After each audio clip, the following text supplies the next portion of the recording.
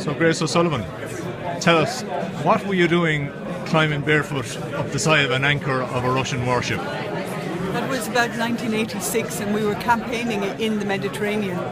We were campaigning against the nuclear proliferation, so against Russian, British, American nuclear ships carrying, in some cases, nuclear waste, but in this particular case, the ship had nuclear warheads on board. So that's what we were campaigning against. Okay, and at the time you were also a crew member on board the famous Rainbow Warrior as well. That's right, that was 1985. The Rainbow Warrior was bombed by the French government, French Secret Service, in Auckland Harbour in New Zealand. And I was a crew member on board that ship.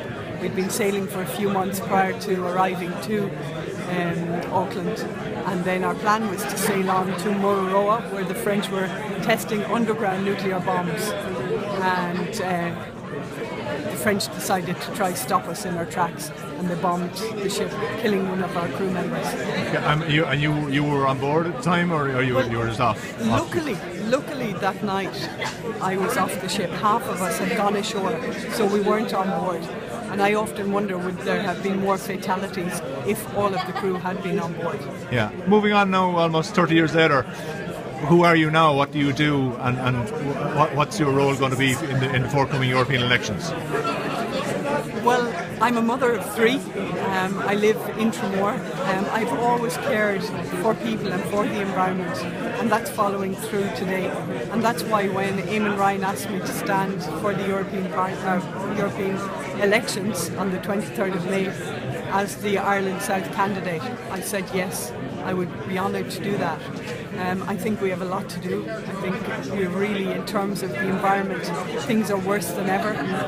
We've had the recent floodings, the recent storms in Ireland and across the UK and across Europe, and I'm really concerned about the impact of the effects of the floodings and the effects of climate change on the people of Ireland and the people of Europe. And that's why I'm standing. I want to see change, I want to see measures taken to make sure that we make a commitment to adapting and creating strategies to adapt to events of unpredictable weather patterns, be it the floods of the winter or be it the droughts of 2 summers ago.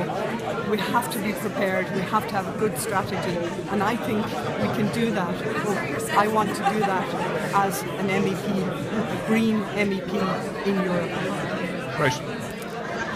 That's brilliant. Thanks a million.